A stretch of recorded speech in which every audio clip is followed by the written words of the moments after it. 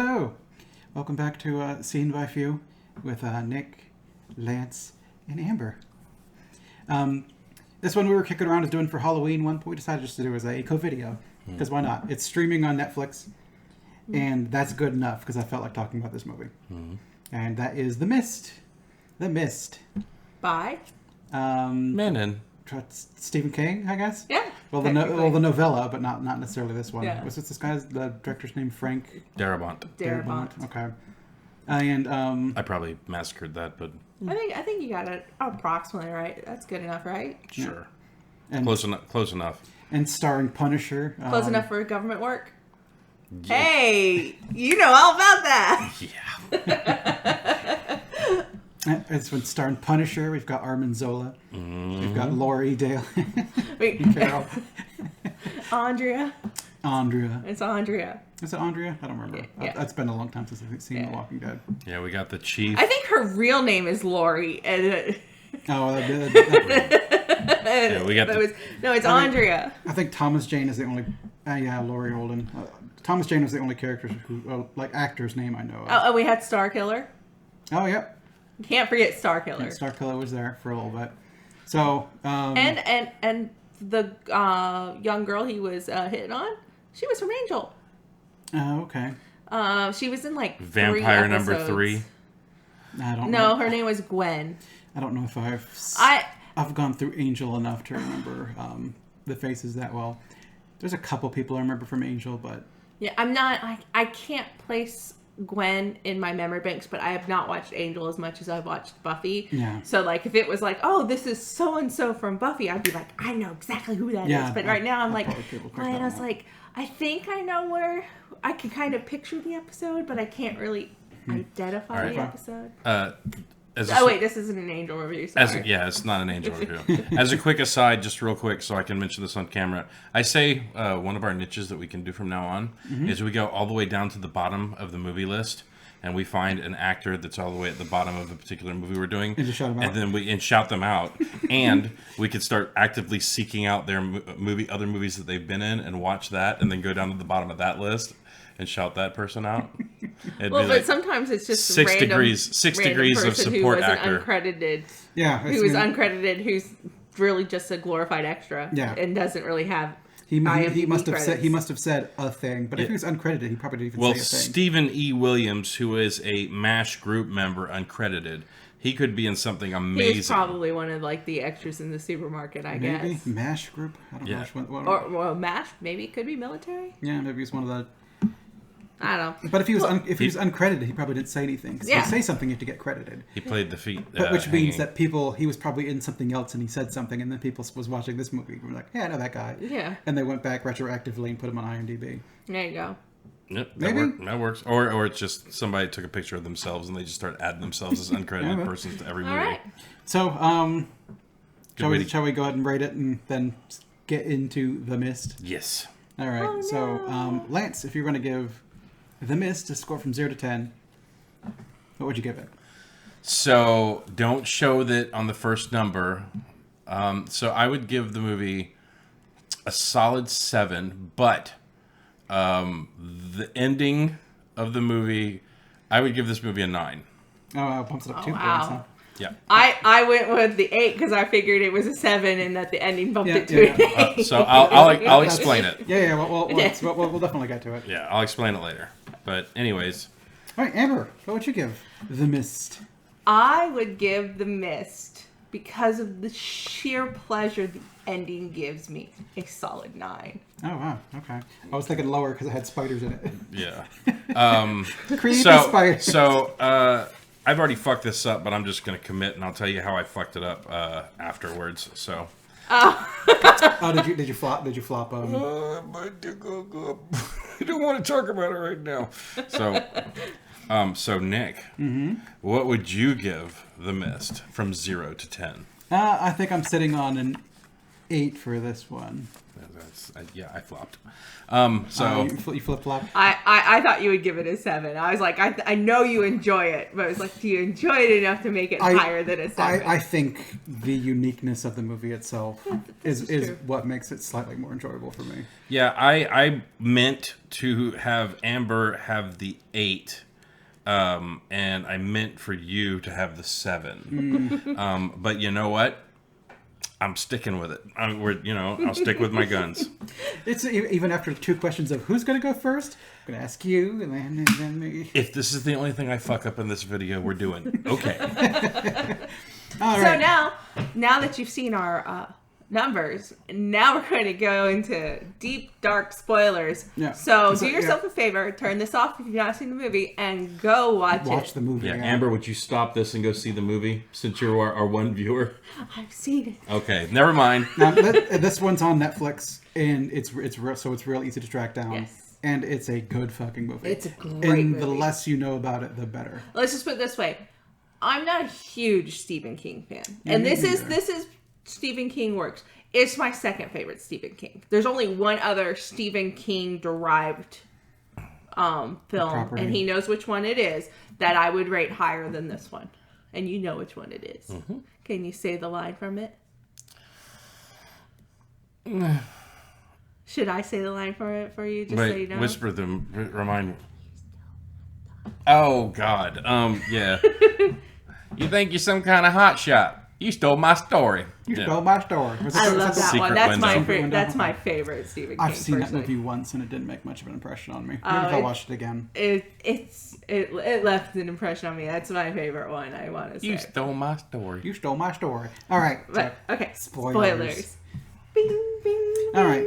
So, Oh man, there's so much we could spoil about this movie. Oh, it's so there's good. a lot to talk about. Where do you start? The beginning. You have to just start with the beginning. Well, I mean, we're not necessarily here to a full rundown either, but I mean, the story starts kind of Well, let's put it this way, because it's been a while since I've seen it. Yes. I actually have not seen this movie often, but it left such a strong impression after the first time I watched it, and it's one of those ones where I took such delight that they didn't do a Hollywood ending. And if you know anything about movies in Hollywood, you know Hollywood endings they resolve it in some sort of happy way. And this does not do that. And they don't shy away from the grim darkness of it. And it delights me so much. But I didn't remember that they saw the mist coming down onto the lake at the beginning of the movie. Oh, like I said, I didn't remember that, and so we were rewatching it, and I'm like, hey, what's that over on the mountains? And it's like the mist is just rolling down the mountains. It's like the mist of Ravenloft have come. I mean, you might be better off if it was the mist of Ravenloft. Right? Barovia sounds like a fun detour from what they had. You'll probably die in Barovia, but maybe you'll come back as a vampire. Maybe you'll get bitten and become a werewolf. It'll just be one of the horrors of Barovia. At least in Barovia, you would walk around for at least a few days before like something was like, I'm gonna sup on you. But like in this, you walk out in the mist and something's just like, fucking Scooby Snacks. I think the one thing that really got me was like, okay, so the lady in the beginning, the girl who plays what's her name in Walking Dead, the one Laurie Holden. Yeah. Oh no! You mean Carol? Carol. So at the beginning of the movie, she's like, "Oh, I've got to go. I've got a daughter, and she's 8 years old, and I got to leave." And they're just like, "Don't fucking go out there." She dips.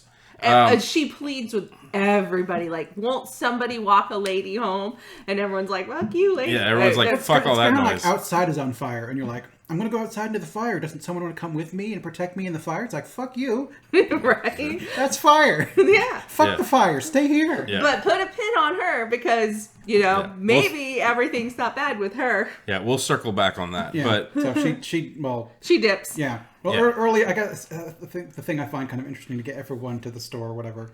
If it was an earthquake or whatever, like knocks tree into things, like I need to. Oh, it was a storm. It was a freak electrical storm, which I think it ties. The freak electrical storm is clearly Project Arrowhead. Yeah, the window being open or whatever kind of sets off this whole crazy thing. And he's like, all right, neighbor's tree fell in my boathouse. I'm like, I need to go to town. And then the captain from Brooklyn Nine-Nine. Yeah. It's like, oh, well, tree fell out my car. You're going into town anyway. Let's go to the hardware store to pick up some stuff. Let's go to the grocery store to do some other stuff. Yeah. all the plans. And then you walk into the grocery store and Armanzola's there, and you're like, oh god, we're gonna die. And the mist rolls in, and everyone's like, oh, it's some fucking mist. And then you got Dale from Walking Dead come running in and be like, I didn't recognize Dale at first. I think he had a fuller face. He had the beard, but I think he also had a fuller face for The Walking Dead. I mostly recognize his voice more than I didn't see. It's been a long time since I watched any Walking Dead, so I didn't recognize his voice. But I also remember he was in this movie anyway. Yeah. One of the previous times I'd watched it, I knew it was Dale. So he comes running in, face bleeding, being like, something in the mist took people and I didn't see it. And everyone's like, freaked out. Yeah. And then the shit just gets off the fucking rails. And then the horror of religion begins. It starts real fucking early and everyone's kind of like, oh, fucking crazy lady. Well, I mean, so I think what I really appreciate this movie is I think that this is a relatively realistic version of what would happen if the unexplainable madness basically came to town. I think what I loved best about the movie is for some reason when things happen to us in life that we can't explain or that we don't have any control over, sometimes you seek the help of something higher. Now, I don't believe in a lot of stuff. But I know I've been in a pinch in some places where it's like you just start basically talking into the void, like if you could make that pregnancy test negative, that would be so good. I'm talking about my 20s. In my 20s, okay? In my 20s. I love you, Jackson.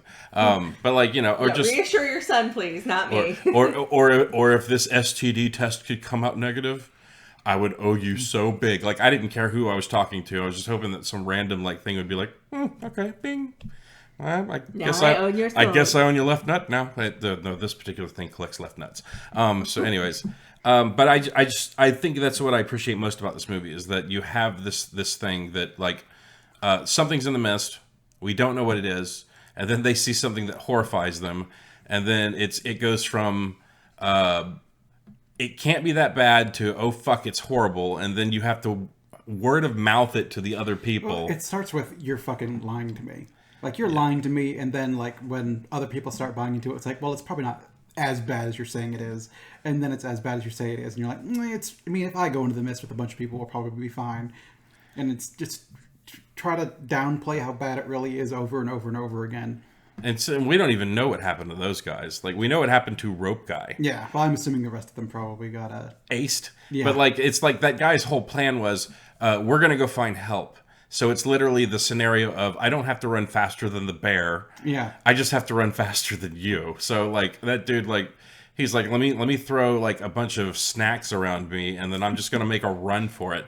But I think that's what I love most about that movie. So it's just you start out with I don't know what we're facing to oh god I know what we're facing and we're fucked and to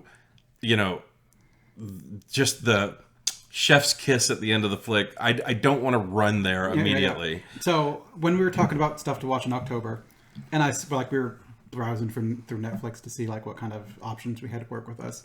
This one hung out or stuck out immediately to me because this movie is scary.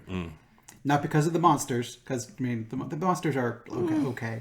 The computer graphics are a little dated at this point in time. The faces on the insects were kind of they kind of were taking me out a little bit. And the spiders were just creeping me out because I hate spiders. They had human teeth. Okay, right. Yeah, and they had eyes. They had little faces on there. It was creepy. Because they were weird looking. I mean, that's to me that's even scarier. Yeah, if something spider had with just a human face. Yeah, but no, it's spider with a human face and blunt teeth. That's obviously a meat eater. Did you just fucking eat through it already? Don't worry, that's why it has acidic webs. Yeah.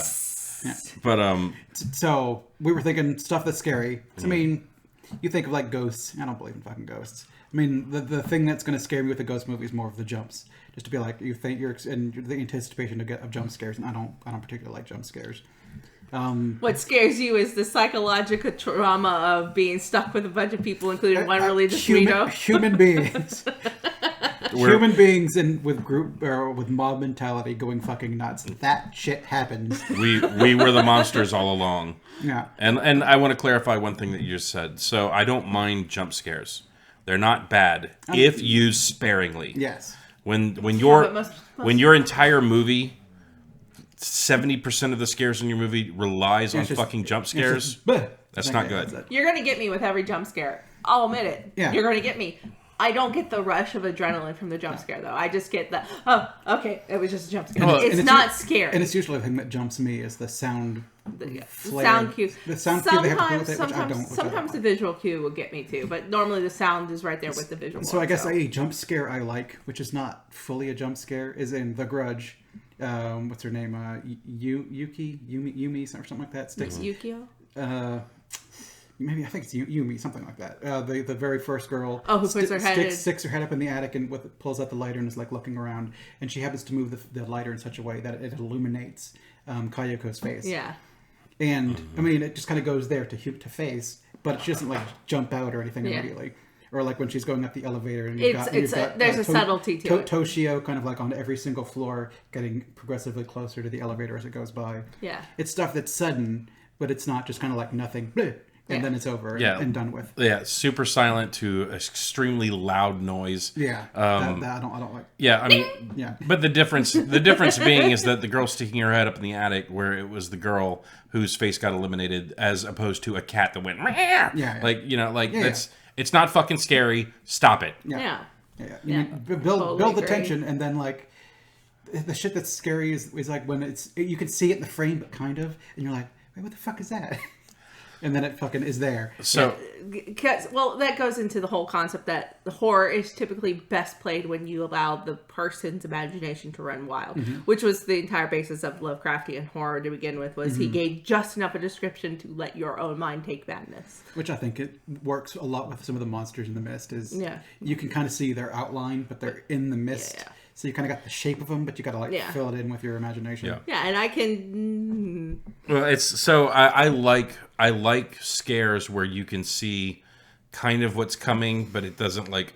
So one thing that really fucked with me, because I didn't see it the first time, and maybe you haven't seen it either, loyal watcher, but I think it was Friday the 13th Part 3.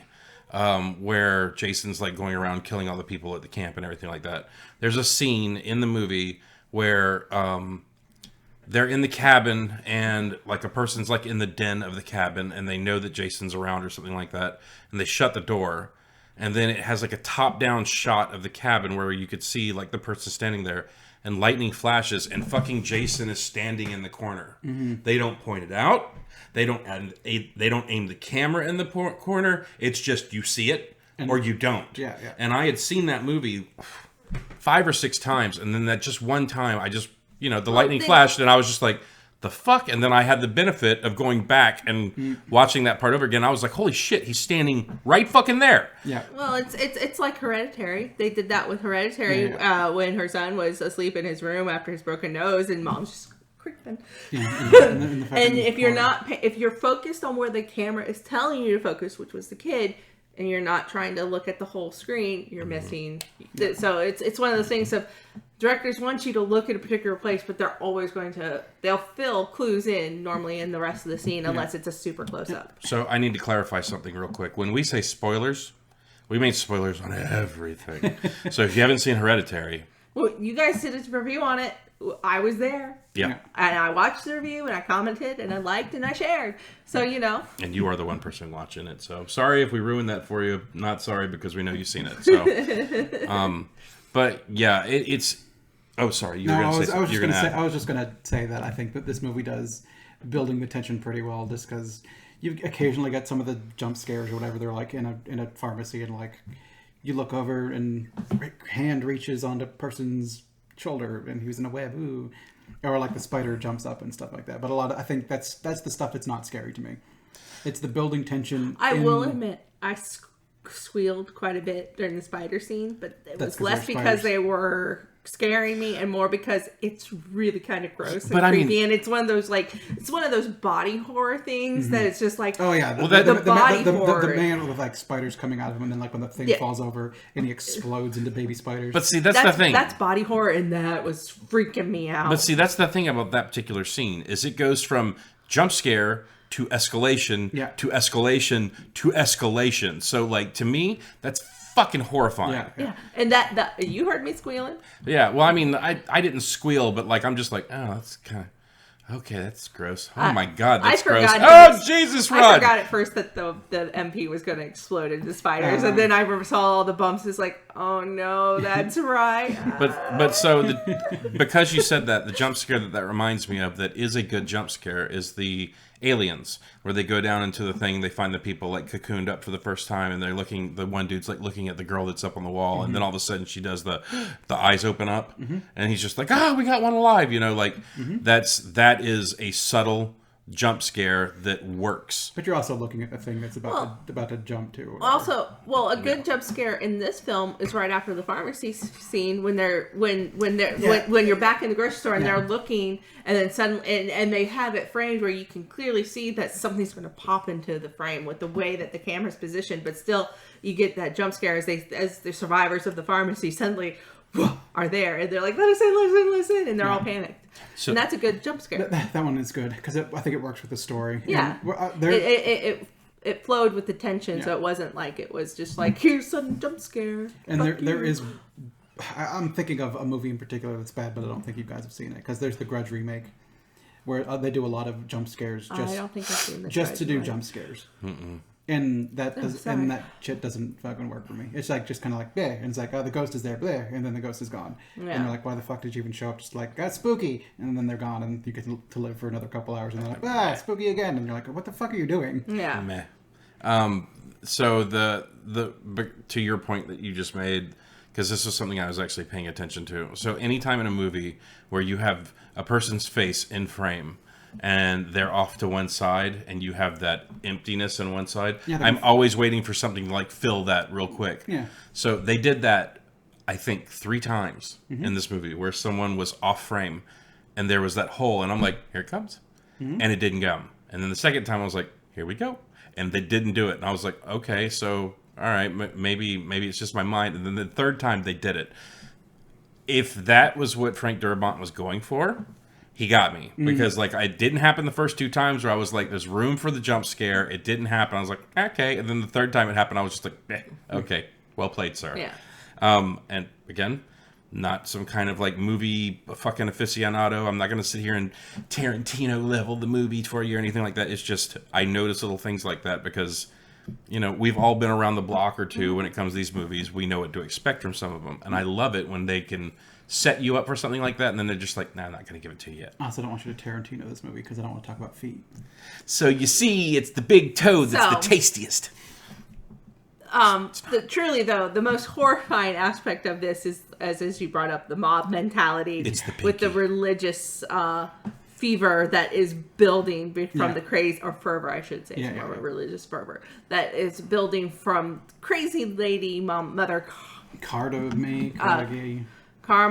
So it's Carmody. Carmody. Miss Carmody.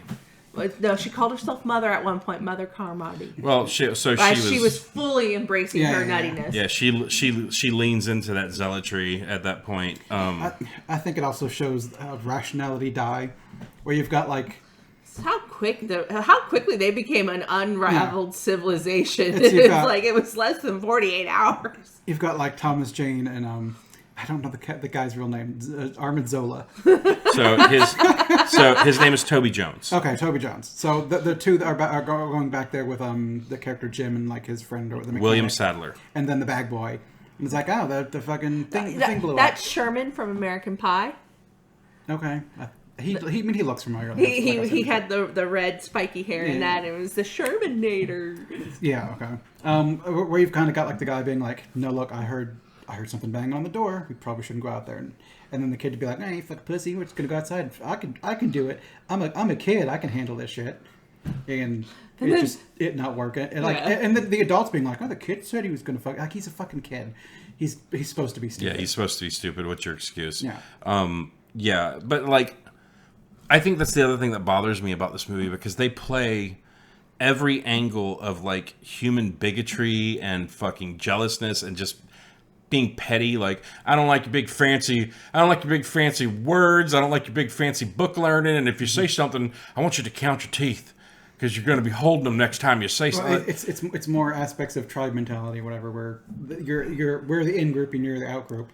and just looking for reasons to exclude and get tribal and they were very quickly trying to segregate themselves into different basically sects that were going to eventually clash, and they do.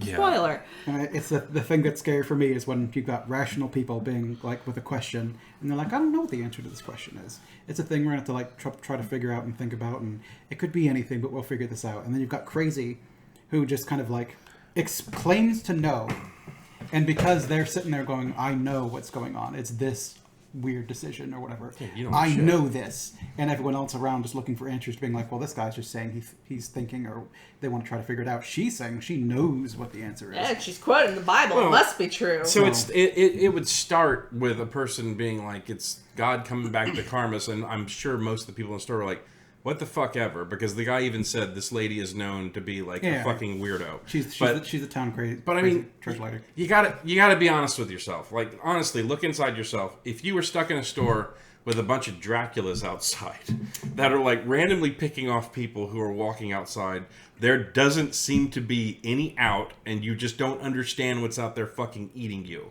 Like, I don't know about y'all, but like, there would come a point where I'd just be like, especially. I mean, you got to also hand it. The movie gives her a lot of wins, where she's like, they'll come tonight. Well, see, the thing that. Well, they always come at night. The thing I noticed with her is that Thomas Jane would try things, and sometimes they would fail. She never tried anything. She would only just kind of say. She just read scripture. So, well, because she never tried anything, she couldn't fail. Yeah. She never had a loss because she never tried. She never put forth a solution. I mean, the only she time never failed. And the only time she had any danger was when the bug randomly landed on her, and she did the thing that the sane person would do: don't move, stand still, just go limp. And she didn't hardly move. And it had no reason, so whereas the one girl who dies from the flying things, she was running around, and she had, I think, actually swung at one. Yeah, she like tried to get it. So I mean, it's one of those things of argue that the bug was self-defense at that point. Yeah, just kind of landed on a thing. The thing wasn't moving, so it flew off. Yeah, So if you don't present, I mean, that's if you are out in the wild, there are certain animals that if you don't move around, they'll fuck off. And there are certain ones of you have to move because you have to make sure you seem large and bigger than it. So you have to kind of know if you're out in the wild which ones you need to be stationary, which ones you need to make sure your presence is known. And with those bugs, it was very clear that acting more like a tree, but it was also exceptionally clear. And it's one of the things that always annoys me is who in there didn't realize it was the lights drawing the bugs there? Yeah, it's like, why did it take them so long to be like, oh, we need to turn the lights off? It's like, do you guys not have a bug zapper out there?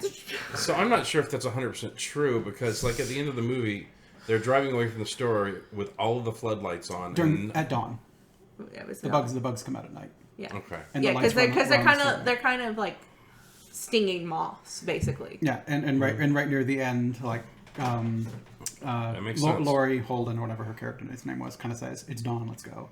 So they tell you that it's daytime outside. They waited for the bugs to be done so that they could try this in the daylight hours. You go, Stephen King. Like full narrative, like a day-night cycle. There's rules to the world. Good on you. One thing I wanted to add about bug landing on woman is that she also kind of prayed or whatever, and just kind of like remained. And a lot of times in which prayer helps is when it makes you calm.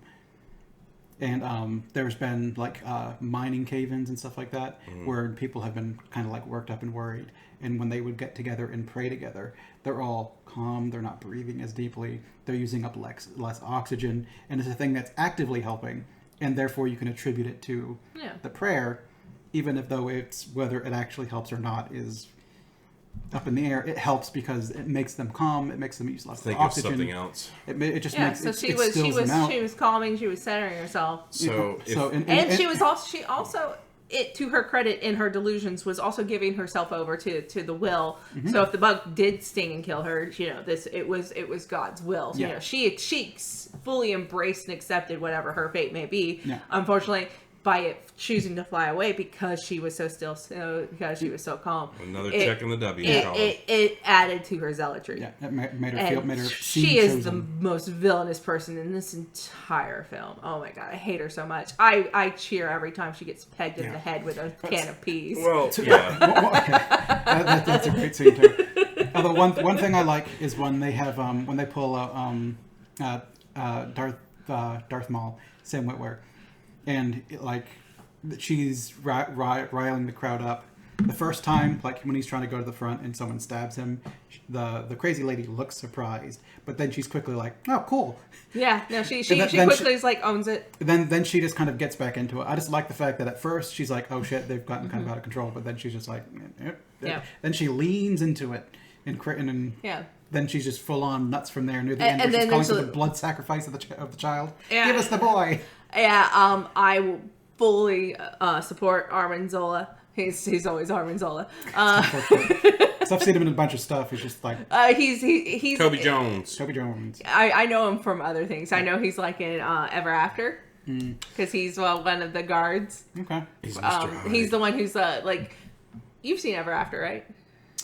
With Drew Barrymore and Angelica Houston. I don't think I have actually. Okay, he's in that, and at one point, Angelica Houston, who's playing the stepmother, she's like, because he's so small and he's got chubby cheeks, she's just stroking his face and she's totally laying on thick, like he would possibly have a chance when he does it. I wouldn't know anything about him being Darth Maul. I know him as Starkiller. Yeah. No, you know he was Darth Maul in Rebels. In Rebels.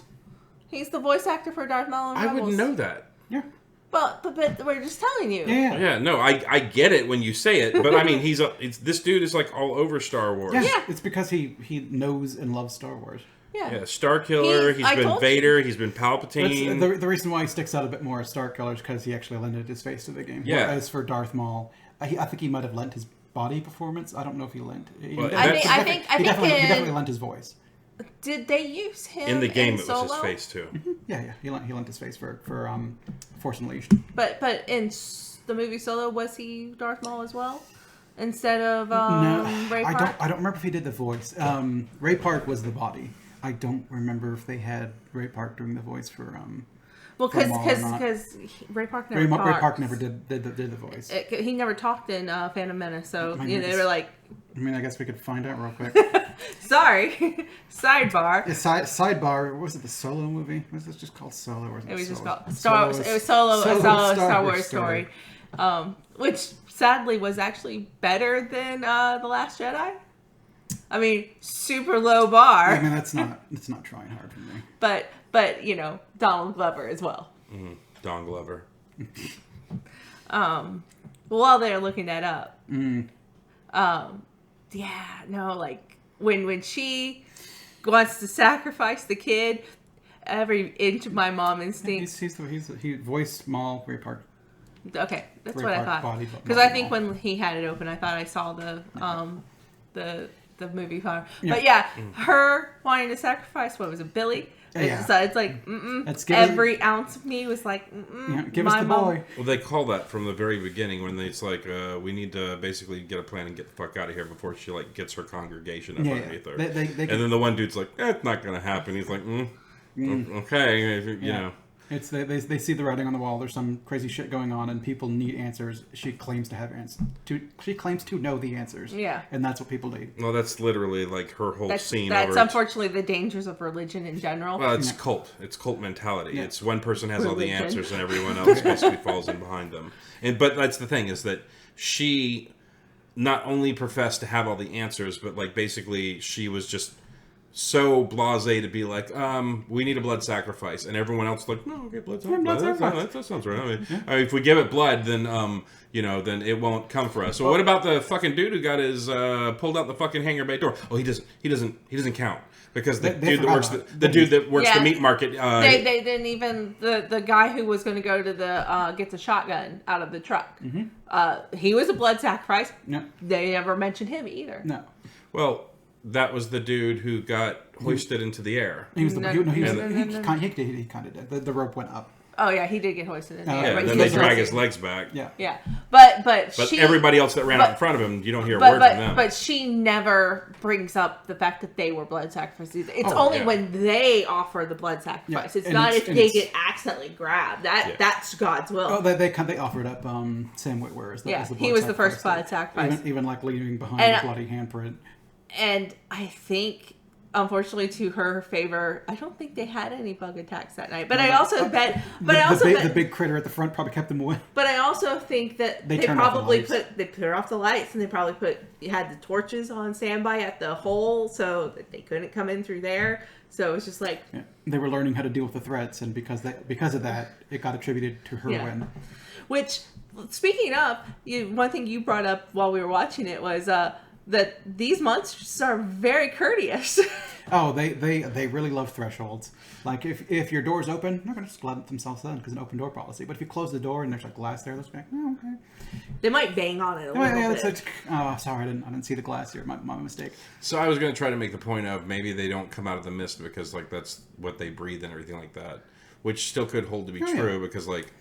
You know, like maybe oxygen is like acid on their skin, so they stay inside the mist, or it's what they breathe. Because like when the tentacles came in, it didn't seem like the oxygen in the room was hurting them because the mist didn't really roll through the bay door. And like the bugs and the little pterodactyls came into the store and were kind of okay. And they seemed like they were fine. Yeah.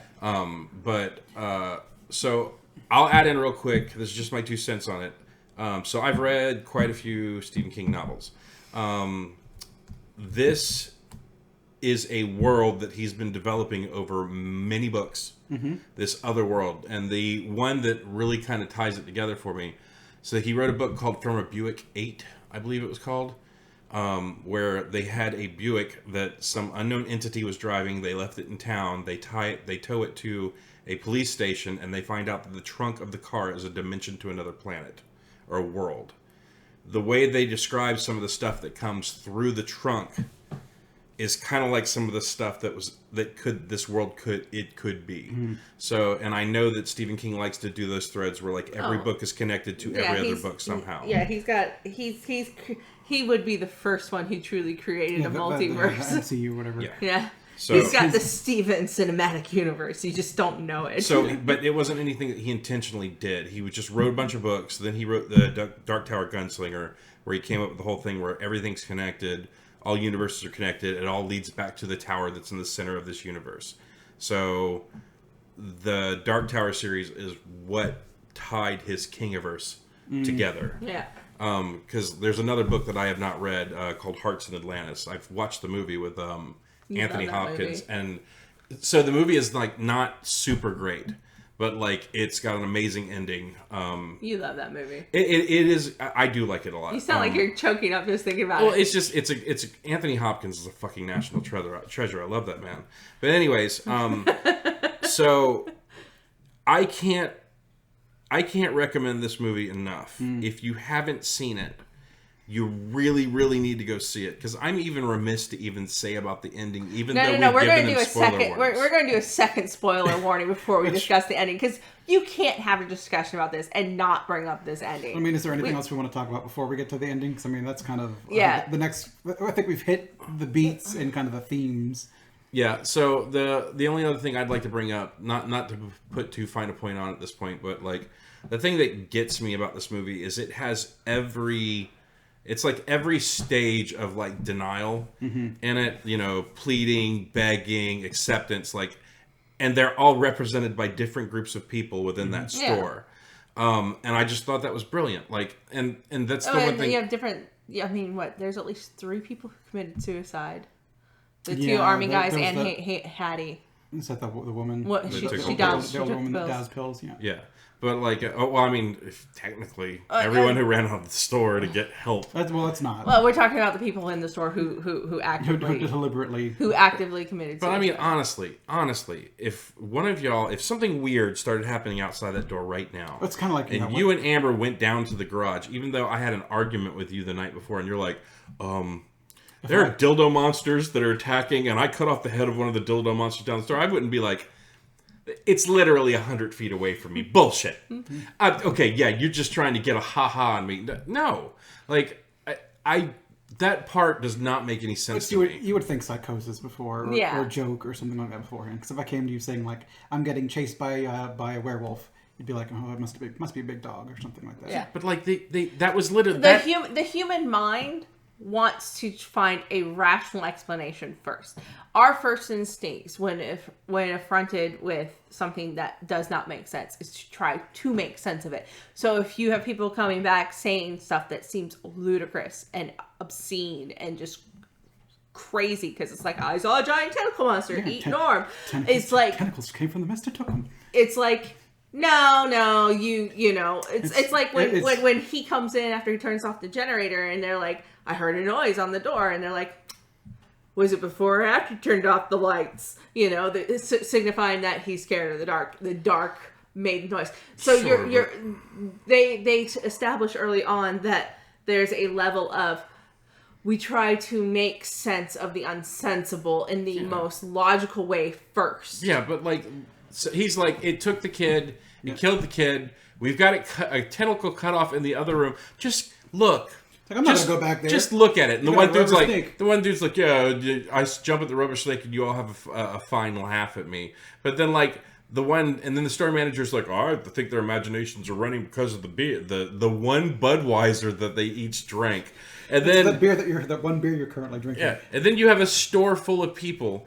And you only get the store manager to go back there and look at it? No, they also got the biker, and I think because the biker was there. Because the biker is the one who touched it with the rod. Which then the only time any of them did this was the tentacles. Was the tentacle, and they touched it, and it went, and then it melted. None of the other ones just randomly melted into goo, but the tentacle did, and that was kind of weird. Yeah, that's it. Well, I mean, tentacle monsters goofy. What can you say? Well, I mean, to their credit, they also didn't go stick. It turns to goo, and then they walk back out and be like, "It's real," and then the rest of them would be like, "Bullshit, let's go look at it." They go look at the goo. Yeah, and then they look at the goo. That would have been like an old played out trope, but they didn't do that. Yeah. But yeah, it's God forbid nuclear war happens in this country because everyone's gonna fucking flip out. Everyone's gonna form into their own little fucking packs of people. Well, that's why when zombie movies come out, the real villain are the humans. Well, we're always the monsters. Yeah. Like, we're always the monsters every single time. Because I loved the one thing I will say, I loved about Dawn of the Dead, or not Dawn of the Dead, the fucking Walking Dead? Walking Dead. Okay, Walking Dead. Walking Dead. The undead are the bad guys in the first season. In like part of the second. And then for the rest of the show, it's the fucking people who are the problem, and the zombies are the things we're fucking with each other about. You get used. You learn how to survive. The zombies are just part of nature at that point. They are hostility in nature, but you learn to survive around them. And it's kind of like storms or tornadoes or whatever. Occasionally, tornadoes kill people, but you're just going, it sucks.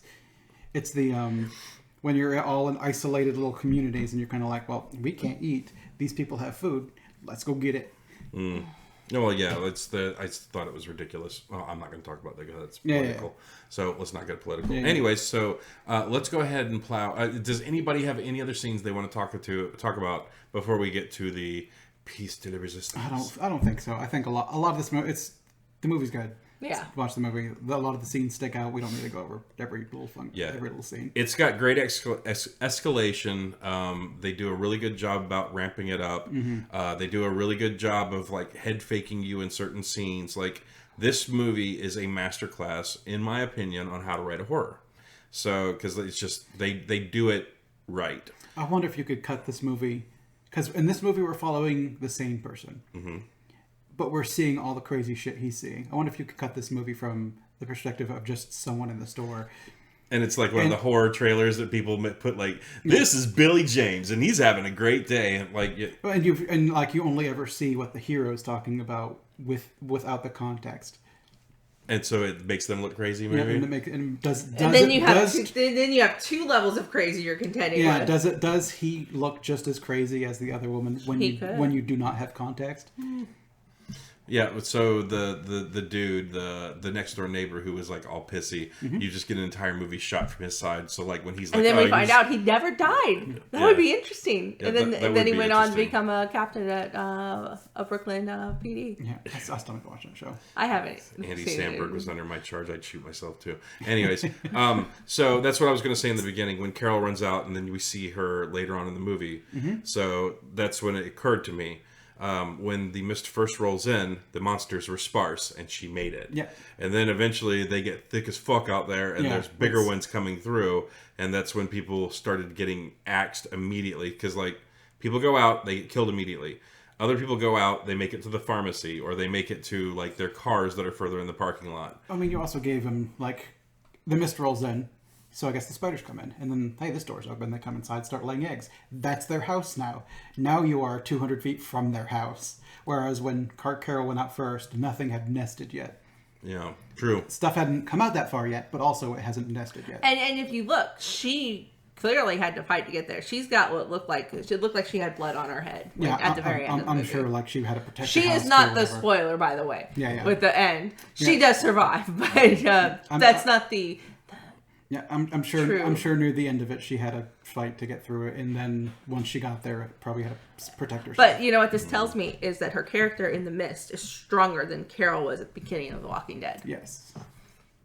Oh, she's a pushover in the beginning of Walking Oh yeah, Dead. that's actually why she's like one of the most intriguing and interesting characters at the beginning of The Walking Dead. Is she shows the most character growth.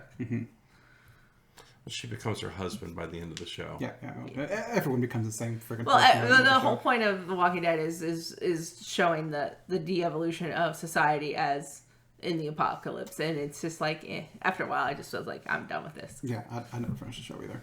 So, do you want to do second spoiler warning and then go to Spoilers. So this is your second spoiler warning. If you haven't seen this, if you intend to watch it and you don't want to get spoiled on the spectacularness of this ending. If we haven't convinced you to watch the movie yet, That's a good point. Yeah, then nothing else will. But we're just gonna say, yeah. give you a chance to be like, okay, they're really like. At least go watch the YouTube video of the ending. If you're not gonna watch it, at least go watch the YouTube ending. So don't do that, actually, because like I would recommend watching Watch the the movie. just watch the But, fucking movie. Hearing us It's talk, only 2 hours. It's actually not bad. hearing us talk about the movie, if you're not convinced that this movie is worth watching, Tell you what, then hang around, I suppose. But otherwise, like, please watch. Like, the movie's so fucking good. okay, I tell you what, I'll go ahead and make this guarantee. This is a Lance guarantee. If you watch the movie and you don't like it, You can spit it out in his hand. I will do one of two things. That's for Jackson.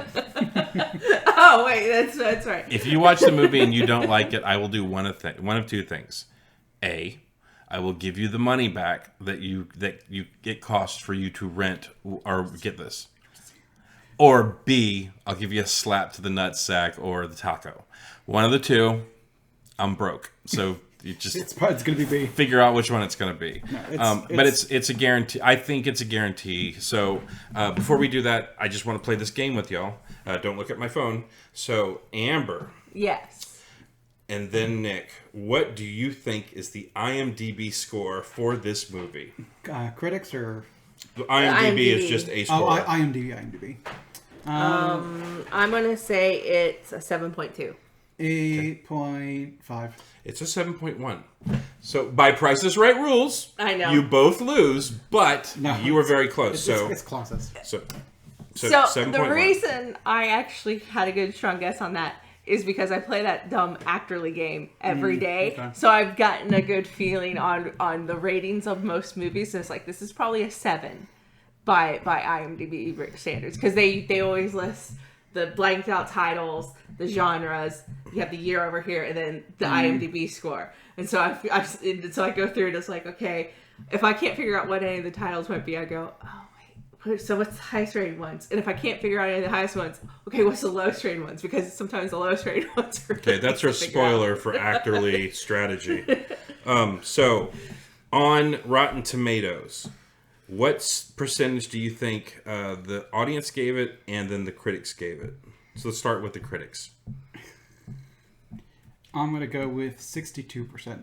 Okay. For critics, 53. 53. Critics gave it a 72. Okay, I went the wrong direction. Right. And then audience. I would say the audience gave it a 77. I'm going to go with 83. Okay. 65. Which blows my mind. No, I've got to guess. Sad. Oh yeah, it's not a Hollywood ending. Critics liked it for the boldness of the ending, and the audience like, where are my happy feels? Sad. All right, so we've given spoiler warnings. Let's just talk about the ending. It's like okay, so here's my first peek into the spoilers. The audiences should have loved that ending, so they'd be like, Frank Castle created himself. It wasn't a mafia guy. No, he's just taking it out on other bad guys. So it reaches a fervor. They're like, we gotta get the fuck out of here. Yes. As they're going, crazy lady's like, to blood sacrifice. I won't allow you to leave. Yeah. So and they're like, we don't have anything to do with your whole thing. We just want to go. We just want to go. Give and us the boy. And she's like, she's so full of like smelling her own butthole at this point, where she's just like, I won't allow you to leave. And like, then they try to rationalize it. Well, we haven't been talking down to you on any of this stuff. Like, you can do whatever the fuck you want to. We just want to go. And she's like, oh, they look down their nose and they laugh at us, which almost everybody in this fucking movie does at some point, because I guess Thomas Jane's character is successful or something like that. Like, he's college educated, and he's a successful artist. So they're just like, oh, don't you look down on us small town folk, big city college man. Like, they do that a couple of times in this movie. But yeah, so she's up her own ass, decides that she wants to go for the sacrifice, sacrifice the boy, which I thought was like, to me, that was almost. I don't know about y'all, but like, if I was like in a good crowd and like they're getting me pumped up and I'm like, yeah, fucking, let's like, kill the kid, let's drop the fucking beat, and then she's like, bring me the boy. I'd be like, okay, wait a minute, let's pump the brakes. There's a whole group of these motherfuckers that I don't like. Why do we have to go for the kid first? The last blood sacrifice works. So why did she? And she has basically said, we'll just have to continue to sacrifice a person every day. Yeah. She has put that on the table, and they have bought into it. And when Sam Witwer gets sacrificed for the sake of her mission, and it works that night because they did not get attacked that night. And it's even like the butcher or whatever being ahead of the game on that shit too, because they stabbed first. Yeah, but like when she's like, "Bring me the boy," why couldn't the butcher been like, "Yeah, can we just kill the old bitch?" I don't know. Butcher didn't look hinged. Oh no, yeah, no, he was all like about I said, again, they're at this point they have bought her crazy, and they're all in. They've endorsed it. They have jumped on her cult personality. In the beginning of it, they show her reading scripture and people just like listening. And by the end of it, when she's like, they laugh at us, and like they'll show like shots of the people of the woman like the one woman that over there like testify, whatever it is. Yeah, and then crazy. The one super skeptical guy at the beginning of the movie was just like, there ain't shit out there. He's like, amen, amen. Like he's like super loud and like super screamy about it. So I guess Jesus hears him first. Yeah, they were into that shit. So then that's when Mr. Toby, aka Armanzola, is like, I'm not going to let them take him. So he shoots her once in the stomach and then another in the head. Because if you did not know, Armanzola is a crack shot. Yeah, he is. He won competitions.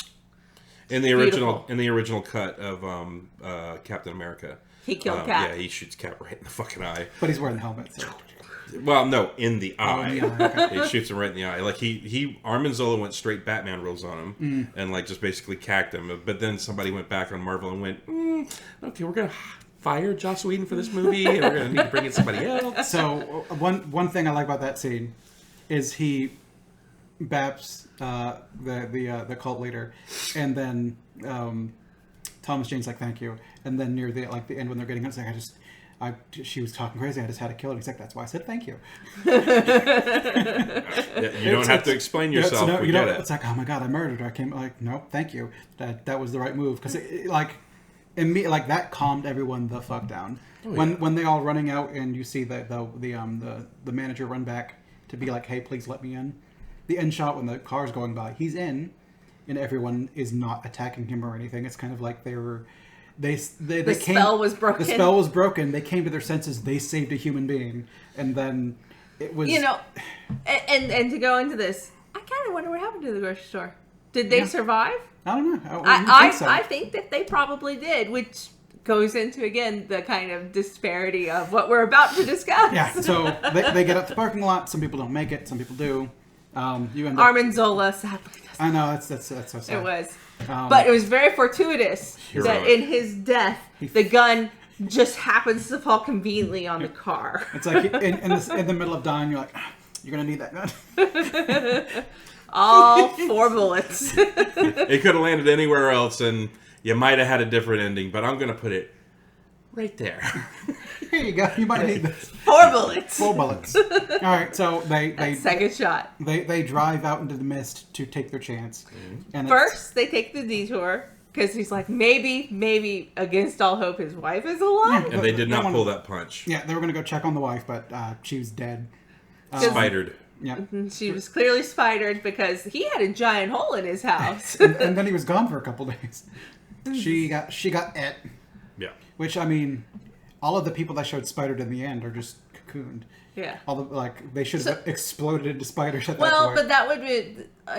I don't think they were impregnating everyone. I mean, spiders don't lay eggs in everything that they feast on. They eat them. But they drain it. So and they don't always eat right away. So they do cocoon and just kind of store a lot of their food. I hate spiders. They creep me out. They're gross and disgusting. But I sadly know a lot about them. I don't know how much draining these ones are doing because they've got man teeth.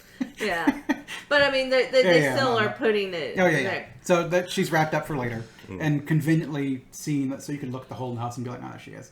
Yeah. But just so you could see him be devastated. Yeah, I told her I'd fix that hole. But then again, I every time I watch this movie, I crack jokes the whole time. It's like, Andrea is your new mom, Billy. There are 2 in this car, and one is age appropriate for me, so she's mom. Well, grandmother and then crazy Uncle Dan in the back. So he could be granddad too. That's true. So, Dale is up there. So once it's clear that there's no hope, they are just going to drive until they run out of gas, because this was the plan. They're just going to drive as far as they can until they run. And it's south, because this does take place in Maine, like every other Stephen King film. You see them go by Portland. So they're just going to drive south, because you really don't want to drive north into Maine, because you're going to eventually go into the further northwest. You're eventually going to go to Canada, and we don't want that. We want out of the mist, but not into Canada. They might have even crazier things. They probably have like moose. Yeah. Oh, gotcha. I got you there, buddy. I'm sorry. I'm so sorry. I'm really hungry. Sorry. Dude, I'm hungry. I'm real sorry. Oh man. Oh, you taste good though, eh? So they're driving, and you can hear as they're driving like some eerie sounds, because they play it this part of the movie kind of quiet. Now there might have been like a soft musical track, but it's pretty quiet. And you can hear kind of like these weird sounds in the background, and occasionally they see stuff. Yeah, you get the big behemoth or whatever. The big behemoth with like 1,000 Cthulhu tentacles, all just like from its headish area through its undersection. Yeah, reminded me of the Marlboros in Final Fantasy with the little tinly things around it. But anyway, sorry, go ahead. And so they're just driving, and then eventually the Land Cruiser runs out of gas. And then they immediately make up their fucking mind. Yeah, right. So what I loved about that scene was the fact of they're broke down. Yep. They can't go any further, and then Thomas Jane just sits there, and they're just like dumbstruck on what do we do now? And then he just holds up the gun and looks at it, and then he looks at Andrea, and she's just looking at him like, I don't know. And then he looks in the back seat, and then the old woman's just kind of like, I don't know. And then he looks at Dale, and Dale's like, and just nods. I think they all like seem to just come to this understanding, like, yeah. Do we want things bursting out of our skin and eating us alive, and a horrible, painful death, or do we just want it to be a quick shot of pain and it's over and done? So keep in mind, there's 5 of them. Math is very important here. Yeah. There's 5 of them, and turns out because Armin Zola took 2 shots to kill the crazy lady. If he didn't gag her in the head, there's only 4 bullets. or if his first shot was right to head. So they had the girl who had the gun in the car. There's 6 shots. She had 2 speed loaders. He loaded up the first one, and all of them went to spiders and bats. I mean, what are the odds that she just had one loose bullet rolling around. Hey, you know your purse. But What's the odds she had one loose bullet rolling around? She had them in 2 speed loaders. I know she had it in 2 speed loaders. But you would have to, in order for there to be a loose bullet, you would have to have a 13th weird bullet. Have you ever shot this thing before? Okay. Yeah, I took it to the gun range one time. Maybe she just had an extra bullet. But that was, she took it one time, but not necessarily in her purse. She's only got it in her purse because her husband made her keep it in her purse while he was out of town. Okay, and that's a hell of a purse gun, just saying, right from the rip. And also, she didn't have a purse with her at that point in time anyway. Okay. I mean, when they left the store, they didn't even have their food. They didn't take the groceries. They had absolutely nothing. Well, yeah, you kind of had to go at that point. Yeah. Because I even remember the religious bitch like stealing. It's like, you don't own the store, cunt. Yeah. Right. The idea of law at this point is out the fucking window. What's more, if she's in charge, so everything in that store belongs to her flock. Yeah. Yeah. But so 5 people, 4 bullets. 5 people, 4 bullets, and there's a weird noise in the background. Yeah. That's about it. But it's not apparent what the noise is. It's kind of like a dull roaring sound, maybe. Yeah. So there's a small talk between his son and him near the middle to end of the movie where the son says, "You're not going to let them get me, are you? Promise me you won't let them get me." Yeah, promise me you won't let them get me. And he's like, "I promise." He should have amended his promise to promise I won't die, Dad, please.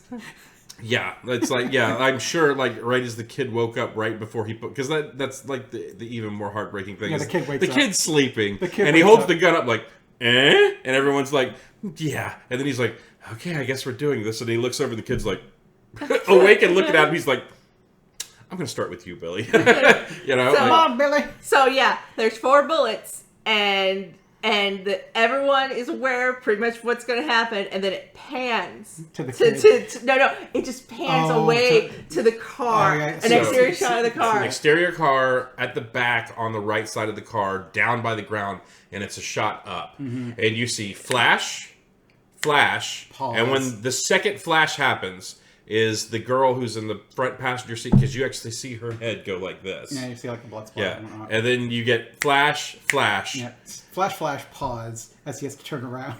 Flash. And then 2 flashes. And then... He comes stumbling out. Then that cuts back to him with just like... gut-wrenching anguish. It is a horrific sound. Yeah. I cannot imagine being in that position with a son, a child. Like, it is just an unimaginable position to have to be in, and to take that action. Even to the point where he knows there's no bullets, but he tries to end his life anyway. Yeah. Then, and maybe there's enough gunfire. And I gotta give it to him even on that. Like, I'm sure before that scene, it's probably a fake gun or whatever, but I'm sure they were just like, look at it, and look at it again, and look at it again. There are no bullets in this gun, so when it comes to the scene of you doing this, you know for a fact there's nothing in this gun. But even still, the act of putting something in your mouth and pulling the trigger multiple times, like that... I'd imagine that would be a full prop gun at that point in time, not like a live one if you're going to have it squeezed. It looks good now. It looked very good to me, because I was looking at the gun. It looked like a real gun to me, but that's neither here nor there. So, yeah. Still, like, face pulls trigger like 3 times, and she's like, get the fuck out of the car. And it's like, I'm ready. And he just starts screaming, hoping to draw something to him. And it's, oh God, it's so horrific. So, our beautiful, very intelligent viewer, what do you think is going to happen next? He takes out all 4 people. He steps out of the car to basically be accosted by the monsters that we know is in the mist. What do you think happens? You're fucking wrong. All right, so here's what really happens. I know it happens. Apparently the sound is like the screams of the monsters getting torched by flamethrowers and shit. Yeah. As the tank comes rolling up, and the entire army, the mist fades away. Yeah, it is so glorious in how depressing and awful of what he just did to have salvation literally roll up on him within like 5 minutes of murdering. And what makes kid. it worse is you compare the speed to which he was driving to the speed at which the convoy was moving, and he was constantly in front of them, driving with the mist. Like if they just stopped for like a little bit and be like, "I'm gonna take a nap," then the convoy would have caught up with him. The mist would have caught up with him because they had to keep going. They kept in the mist. Yeah, and I think what my favorite part of that ending is, so Amber and I watched this movie. This movie came out, I think, back 2007. 2007. Yeah. So, when Amber and I, we were watching this at our house, and when that ending happened, I was like, yep, that sucks. And then, the guy's like stepping outside the car, like, come on, come get me. And then the fucking military rolls through, and I was like, I remember saying out loud, oh, fuck. Like, 'cause that is the first time a movie has ever really hit me in the gut like that before. Because it was brilliant. It was bad enough that you have to cap like your kid and like 3 people that you've grown to like really trust. Yeah. To step out and then get murdered by monsters. That would still be a good ending. Yeah. Yes. But to know that like had they just waited until the monsters were literally bearing down on them, that they saw the first actual flash of a monster where they had broken down, could have saved them. Yeah. If they waited to that, because literally, if there was any time that passed between when he shot them and when that convoy shows up, if there was any considerable length of time, you don't see it. It literally feels like 5 minutes. Murder? Yeah, murder. Well, so that to me is tantamount of you're on a boat, you're on the Titanic. The Titanic hits the fucking iceberg. And like the guys don't even start playing, the guys start playing on the deck, the boat's slowly going down. It's like before the boat breaks in half, someone's like, so killing ourselves? Let's kill ourselves. Like you're not even going to wait to see if another boat rolls up. Yeah. I get it. The monsters, when they get you fast. Yeah, I think they're trying to play up the car stops and they're hearing the sound behind them. Yeah. And they just don't they saw the behemoth walking around with its fucking tentacle thing. They don't want to see more of that shit before they die. They just want it to be done. Yeah. Yeah. Like, don't show me another monster. Just let me fucking die now. Well, I mean, I know if I was the director of that movie, I know how I would have ended it. The way I would have ended it was they run out of gas, he stops, he holds up the gun, looks at everyone, and they're like, hmm? And then it's kind of like, okay, so do we want to, just bask in each other's glow for a few minutes here? And it's like, yeah, okay, well, thank you guys. I really appreciate y'all backing me up. And all of a sudden, something goes against the fucking driver's side window, and he goes, ah! And shot 4 shots into a mosquito. And then everything else descends on the car, and it's like, okay, guys. And then they get fucking eaten by tentacle monsters. That's how I would have ended the movie. But this is great. I think I would have ended it happy, because I don't like sad, but it's really fucking good. I love sad.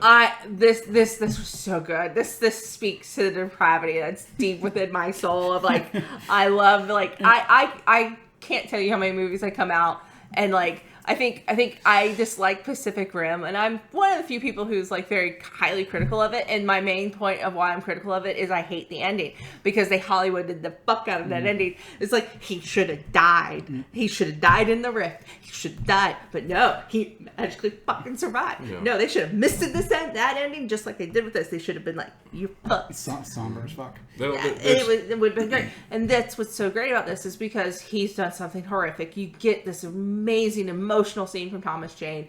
You feel his grief. You feel his anguish. You feel the despair, because he has now just lost everything, and he's got to give himself out to this.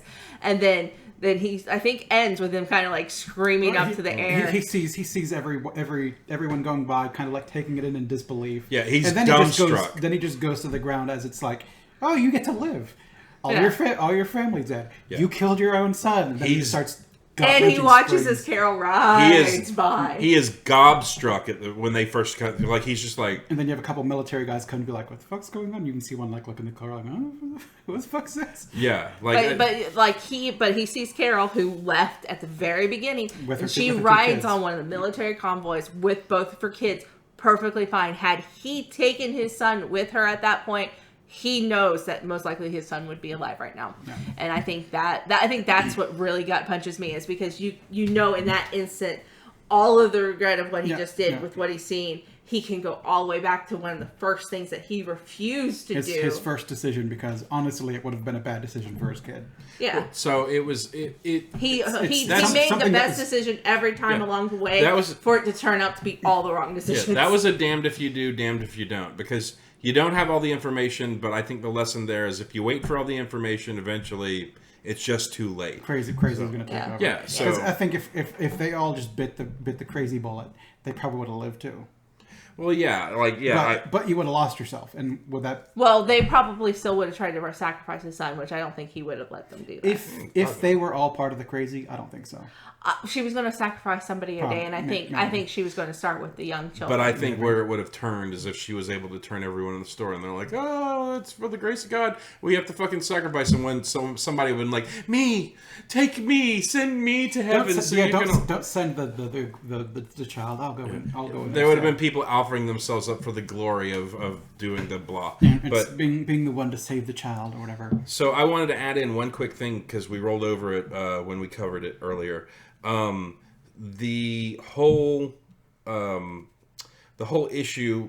Fuck, I lost it. Never mind. We'll roll back on it in a minute. It was something that we said earlier that kind of stuck with me, and now I don't know if we've got much time left. I mean, we're sitting at hour 10. I think this might be.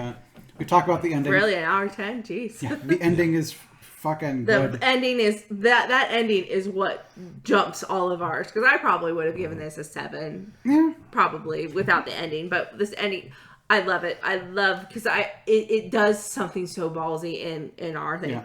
It's up there with some other films that I don't want to mention right now because I know the kind of twist that they have that I feel like they don't do enough of, because it doesn't appeal to mass audiences. But I mean, sometimes the best movies are the ones that take those kind of chances. Yeah, I think you can make a bunch of generic movies and they'll do well and people will like them, but they're not going to be necessarily memorable.